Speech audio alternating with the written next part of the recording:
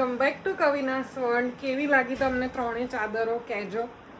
તો ગાઈઝ, તમને લાગશે કે કવિના રોજ એકનું એક જ કહે છે, પણ આજે પણ અમારી એવી જ હાલત છે. આજે પણ હાઉસ હેલ્પ નથી આવવાના, એટલે આજે પણ કામનો લોડ બહુ પહોંચશે. તમને યાદ હોય તો પેલા ઘઉં સાફ કરવાવાળા આવ્યા હતા ને માસી, એમને મમ્મી પૂછવા ગયા હતા નીચે, પણ એમને બી એમના છોકરાની નાની બેબી છે તો એને સાચવવાની હોય છે ડેમાં, કેમ કે એમના છોકરાની વહુ પણ કામ કરવા જાય છે, એટલે એમની પાસે બી ટાઈમ નથી. એટલે કચરા પોતા માટે તો એમણે ના જ પાડી દીધી છે. વાસણ ઉટકવા કદાચ આવે, જો એમના વાઈફ છોકરાની વહુ આવી જાય તો કદાચ આવે એવું કીધું છે. એટલે કચરા પોતા તો આજે મારે જ કરવાના છે. આજે હું ડસ્ટિંગ કરીને ચાદરો બધું પ્રોપર ગોઠવીને બધું ફ્રી થઈ છું. જસ્ટ મેં કીધું અપડેટ આપી દઉં. તમને એવું લાગતું હશે કે બે કામ માટે કવિને આટલું બધું બોલે છે, 2 જણ ઘરમાં હોય તોય કરી નહીં શકતા હોય, પણ એવો ઇશ્યુ છે કે મારા સાસુને ફ્રોઝન શોલ્ડર છે, એટલે એમનાથી હાથથી બહુ એક્સ્ટ્રા લોડવાળું કામ થાય નહીં, અને જો થાય તો પછી દુખો આવે ને એના પછી દવાખાનાના ખર્ચા થાય. એના કરતાં અમે બેટર એવું વિચારીએ કે કામવાળાને થોડીક પૈસા આપીને આપણે કામ કરાવી લઈએ, તો કોઈને વધારે લોડ બી ના પડે. કેમ કે હું એકલી બધું કરી ના શકું, ટુ બી ઓનેસ્ટ, બિકોઝ ઘર મોટું છે અને કચરા બધા, વાસણ, રસોઈ, આ તે, ડસ્ટિંગ, બધું કેટલું કામ હોય ઘરનું, બધું વસ્તુ એક જણથી થાય નહીં. એટલે અમે લોકો વચ્ચેનો રસ્તો ગોતવાનો ટ્રાય કરીએ છીએ, કેમ કે મારી એકલી ઉપર બી લોડ લઈ લઉં એ બી વ્યાજબી નથી, બિકોઝ નહીં તો હું પણ માંદી પડું એમ. એટલે એવું બધું છે. ફિઝિકલ વર્ક એવી વસ્તુ છે જે સારાને તોડી દે એમ. અને આજકાલના, મતલબ મારી જ વાત કરું તો આજકાલના લોકોએ તો એટલું બધું ફિઝિકલ વર્ક કરેલું ના હોય, એટલે એમનાથી થાય બી નહીં એવી હાલત થઈ જાય. તો એવી જ બધી સિચ્યુએશન છે. પણ હવે અમારા જે લક્ષ્મીબેન આવે છે કામ કરવા, એમણે એવું કીધું કે મારી તબિયત સારી નથી, એટલે એમને આપણે બહુ વધારે ફોર્સ કરાય નહીં તબિયત સારી ના હોય તો. ગઈકાલે કે હું દવા લઈ આવી પણ મને સારું થયું નહીં, આજે બીજા ડૉક્ટરને બતાવવા જઈશું.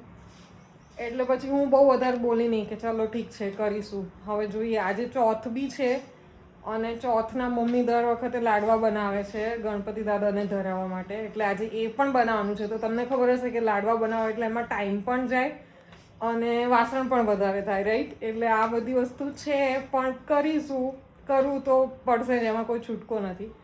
એટલે વિલ ફિગર આઉટ શું કરીએ, પણ એઝ ઓફ નાઉ હવે હું સ્ટાર્ટ કરીશ કચરા પોતા. તો ગાઈઝ, ગણપતિ દાદાને લાડવા ધરાઈ દીધા છે, એમની પૂજા કરી લીધી છે, અને આજે જમવામાં ખાલી રોટલી શાક છે, as you can see.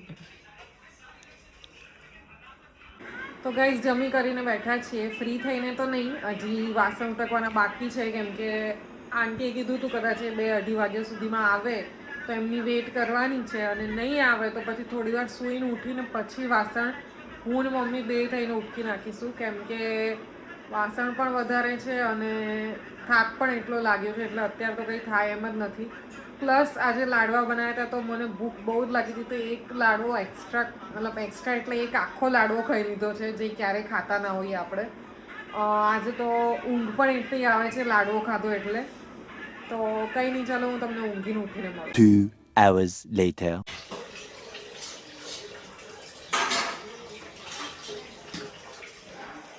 Guys, ખુશીની લહેર આવી ગઈ 4 વાગે.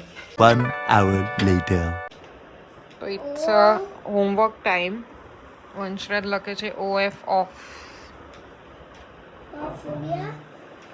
હવે બીજું શું છે? ઓન. ઓન. તો ગાઈઝ, આજના દિવસમાં ચોથી વાર અમારું વોશિંગ મશીન ચાલુ થયું છે. કઈ રીતે હું તમને કહું.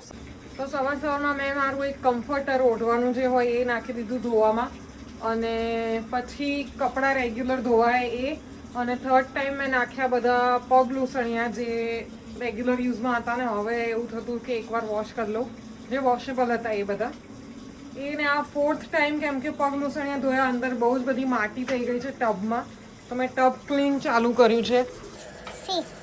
ટબ ક્લીન 1.38, એટલે ઓલમોસ્ટ 1.5 કલાક ચાલશે મશીન. આજના દિવસમાં તો મશીને બહુ વધારે જ કામ કરી લીધું એવું થયું અમારી જેમ. Vanshraj, where are V going? હા, Look here. Where are we going? Oh, not interested. Are you sleepy? About to sleep. Huh? Seriously? Oh, look here, Betu. You want to sleep? Ah. તો ગાઈઝ હું જ કહી દઉં, અમે લોકો જઈ રહ્યા છીએ ડિનર કરવા. પિઝા. શું તને કેટલી ભૂખ લાગી છે? मुझे तो 11 पिज्जा खाना है. आहा, 11 पिज्जा कोई खाता है क्या? पेट है कि क्या है तुम्हारा? नॉर्मल बच्चे से मेरा है ना वेट उससे भी ज़्यादा होता है. અચ્છા, તને કયો પિઝા ભાવે છે? અને બીજો? અને બીજો નહીં ખાતો. સીધા બેસીને બોલવાનું હોય. 7 cheese, garlic bread, 7 up.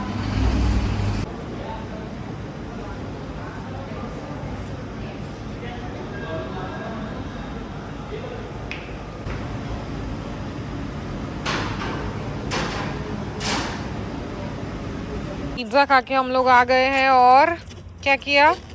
Help किया क्या हेल्प किया? पिज्जा खाने में. पिज्जा खाने में नहीं, पिज्जा खिलाने में. આમ સામું જો, ફર ના કર. पिज्जा खिलाने में. હા, એક્સ્ટ્રા હતો તો અમે જેને ખાવું હતું એને આપી દીધું, નહીં બેટા? खाना भी नहीं खाया होगा.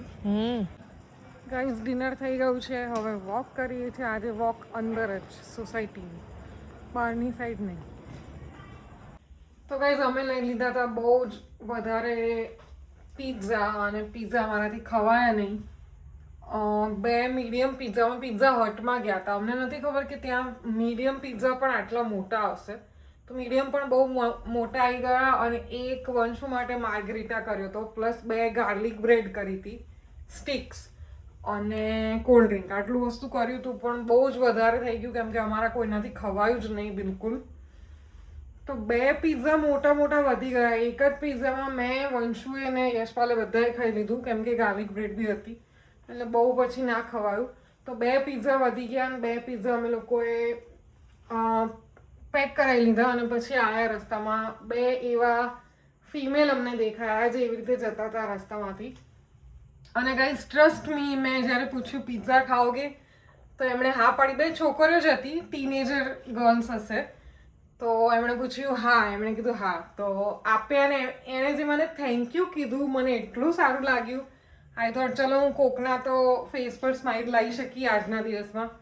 તો it is a biggest thing I think, કે કોઈના ફેસ પર સ્માઇલ લાવી, કોકને હેપી કરવા. અને એ જોઈને વંશુ પણ તરત બોલવા માંડ્યો કે મમ્મા હમે સબકી હેલ્પ કરવી ચાહીએ, વી શુડ હેલ્પ અધર્સ. તો ગાઈઝ કંઈક આવો હતો આજનો દિવસ. અગેન બહુ જ થકાવટ ભર્યો, પણ ચલો આજનો દિવસ પણ નીકળી ગયો કંઈ પણ કરીને. અને મેં તમને કીધું હતું ને, મમ્મીને થોડોક બી કામનો લોડ પડે તો એમને હાથ દુખવા આવે છે. આજે સાંજે ફિઝિયોથેરાપી કરાવવા ગયા હતા, બિકોઝ ફરીથી એમને હાથ દુખવા આવ્યો. 2 દિવસ જ આટલો લોડ પડ્યો એમાં. એટલે જ અમને એમ થતું હોય કે થોડાક પૈસા ભલે જાય પણ થોડીક હેલ્પ મળી જાય કોઈક થર્ડ પર્સનથી તો સારું રહે. એ બાને એમને પણ એટલું હેલ્પ થઈ જાય અને અમારું પણ કામ થઈ જાય. તો એ રીતે ઓલવેઝ અમે વિચારતા હોઈએ છીએ. તો કંઈ નહીં, ચલો આજનો વ્લોગ અહીંયા જ એન્ડ કરું છું. તમને કેવો લાગ્યો પ્લીઝ કહેજો કમેન્ટમાં. અને એઝ આઈ ઓલવેઝ સે, કંઈ ઇમ્પ્રુવમેન્ટ હોય તો પણ તમે કમેન્ટમાં લખી શકો છો. અને ગાઈઝ ડાર્ક સર્કલ્સનું ના બોલશો, બિકોઝ ડાર્ક સર્કલ્સ મને પહેલેથી જ છે. મને આજે એક કમેન્ટ આવી છે કે તમારા ડાર્ક સર્કલ્સ બહુ વધી ગયા, પણ મને પહેલેથી જ છે. અને એને મારી હેલ્થને કંઈ જ લેવા દેવા નથી. હું પ્રોપર ઊંઘ કરું છું, ખાઉં છું, પીવું છું, બધું જ. પણ એ છે તો છે, હવે એને એક્સેપ્ટ કરીને જ ચાલવાનું છે. તો એવું છે, કંઈ વાંધો નહીં. તમને મારો બ્લોગ ગમતો હોય તો પ્લીઝ મારી ચેનલને સબસ્ક્રાઈબ કરો, શેર કરો, બ્લોગને લાઈક કરો, અને જલ્દી મળીએ નવા બ્લોગમાં. ત્યાં સુધી બધાને bye, take care, thank you so much for watching.